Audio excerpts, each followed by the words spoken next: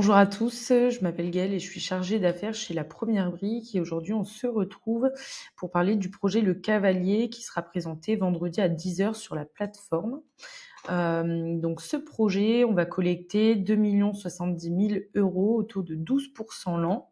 On a une durée maximale qui a été fixée à 22 mois et un paiement des intérêts qui se fera de façon mensuelle.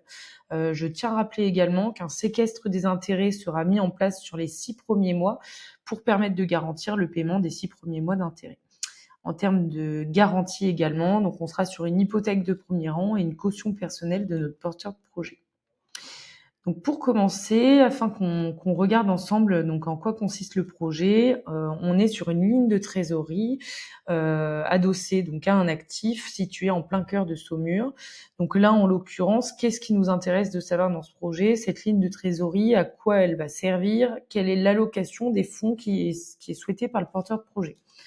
Donc en fait, on a donc notre porteur de projet, Clarence, qui est propriétaire de 2 fonciers voisins en centre-ville de Saumur, 2 fonciers donc qui sont des immeubles anciens classés bâtiments de France, qu'il va rénover puis revendre avec une gestion locative qui est assurée par une structure de son groupe. Donc nous, notre intervention, elle va aider à financer les travaux restants de Saumur 1, à lancer les travaux sur Saumur 2, donc qui est la seconde opération juste à côté de Saumur 1. Et on a aussi une quote-part des fonds qui va être allouée en fait à la levée de l'hypothèque existante sur Saumur 1. Je précise qu'aucune dette ne sont existantes sur Saumur 1. En fait, on va simplement venir lever l'hypothèque qui avait été prise lors du financement de l'achat de Saumur 2. Et donc une fois qu'on aura levé cette dette, l'hypothèque sera levée également et donc on pourra venir s'inscrire en premier rang, ce qui est quand même nettement plus appréciable et nettement plus sécurisant. Donc sur les 2 biens, la vocation en fait donc de l'immeuble de Saumur 1, c'est de devenir un lieu hybride avec donc 34 lots, des appart-hôtels, des dortoirs, des chambres et un espace de coworking. Et donc sur Saumur 2, les travaux en fait qui vont être mis en place, c'est pour restaurer le bien qui est un ancien hôtel particulier, créer 9 appart-hôtels. Donc on est sur une continuité en fait du projet de Saumur 1. Sachant que nous, ce qui nous intéresse réellement, c'est plus l'opération de Saumur 1. Là, on vous a présenté brièvement Saumur 2 pour que vous ayez une idée en fait de l'allocation des fonds. Mais en réalité, Saumur 1 sera le foncier qui va nous servir pour la garantie et aussi le foncier qui va nous servir pour le remboursement de vos investissements, puisque donc les lots qui vont être vendus serviront à notre remboursement. Donc c'est sur ce projet-là qu'on va s'attarder un petit peu plus. Donc, comme je vous le disais tout à l'heure, on est en plein centre de Saumur, vous pourrez vous balader sur la carte. Donc on est sur un projet où on a déjà 50% des travaux qui ont été réalisés.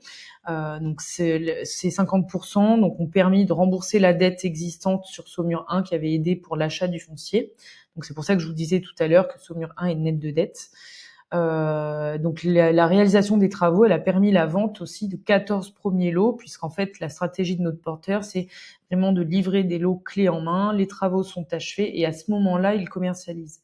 Donc là, on a 14 lots qui ont déjà été vendus, ce qui est une bonne chose puisqu'en fait, ça confirme, on va dire, le positionnement de prix qui a été opté par notre porteur. Et donc aujourd'hui, il nous reste 20 lots et donc un chiffre d'affaires prévisionnel de 3 200 099 530 €, qui est un chiffre d'affaires prévisionnel qui a été en fait expertisé par un cabinet externe. Donc ça, c'est aussi un point à prendre en compte qui est assez intéressant. Concernant l'hypothèque, on a un taux de couverture hypothécaire lors du premier décaissement qui sera de 222%. Là, pareil, il me paraît utile de l'expliquer. En fait, on a des travaux dans le cadre de la ligne de trésorerie. Donc, ce qu'il a été décidé de faire pour protéger vos investissements, c'est de réaliser un premier décaissement de 890 000 €, qui donc nous permet de calculer cette couverture hypothécaire. Et en fait, ensuite, quand le porteur de projet aura besoin qu'on lui débloque des fonds, il va nous transmettre des photos de l'avancement de son chantier et des factures acquittées ou des demandes d'acompte. Et à ce moment-là, en fonction de l'avancement, on décaissera des fonds, ce qui permettra en fait, au gré de l'avancement des travaux, d'augmenter également la couverture hypothécaire. Pour ce mécanisme de décaissement au fil de l'eau, on a mis quelque chose en place qui est assez important, c'est le compte centralisateur AirCap. Donc on l'a déjà mis en place sur d'autres projets. Il s'agit en fait d'une solution d'open banking qui nous permet donc d'avoir de la visibilité sur le compte de l'opération et donc de suivre les flux entrants, sortants, les décaissements, etc. Donc c'est un point fort sur le projet, mais il y en a d'autres qui ont été listés ici. Donc bon, l'expérience du porteur de projet, son groupe, le fait qu'il ait déjà réalisé des opérations similaires, la continuité du projet. L'idée, c'est de montrer voilà, que les lots ont déjà su montrer leur attractivité, leur cohérence avec la demande sur le marché. Donc on est sur un point encourageant pour la vente des prochains lots. Donc bon, tous les points forts sont listés, on va peut-être pas tous les regarder ensemble. Ce qui me semble important, d'autant plus, c'est de s'arrêter sur les points d'attention. Donc les points d'intention, il y en a 3 qui ont été relevés. Le premier, c'est le positionnement prix élevé. Donc on est sur des ventes qui se positionnent en prix haut sur le secteur, mais comme je viens de le dire, on a déjà 14 lots qui ont été vendus, donc autour de 4 200 € du mètre carré, ce qui nous permet de confirmer le positionnement qui a été pris par le porteur. En fait, on a un actif qui est rare, qui est classé bâtiment de France, et on a donc tout un service clé en main qui va être proposé aux investisseurs à la vente, donc ce qui explique le prix. On a aussi des travaux importants à réaliser sur Saumur 1. Donc, bien que 50% des travaux aient déjà été réalisés, on a encore une grosse partie de travaux à réaliser. Donc, c'est pour ça que la solution du compte centralisateur a été mise en place. Mais c'est pour ça aussi que les décaissements travaux se feront au fil de l'eau. On a également mis des photos en annexe, si vous voulez aller voir, pour constater comment ont été réalisés les travaux sur les premiers lots qui ont été vendus, puisque les lots qui seront à la vente ensuite subiront les mêmes travaux, on va dire.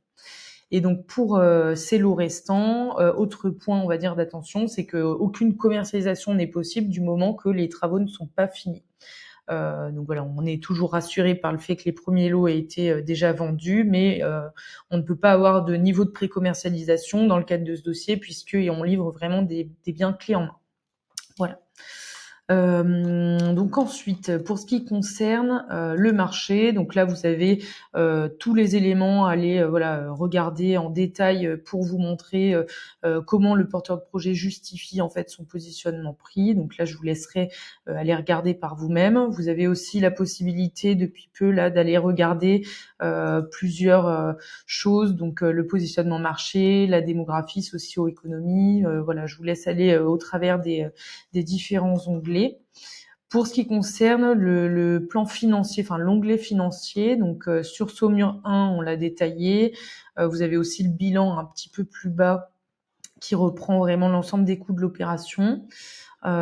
Ici, vous verrez qu'on a donc les frais financiers emprunt soldé. Donc ça, c'est bien l'emprunt qui a servi à réaliser l'achat du foncier, et cet emprunt a été soldé par la vente des premiers lots.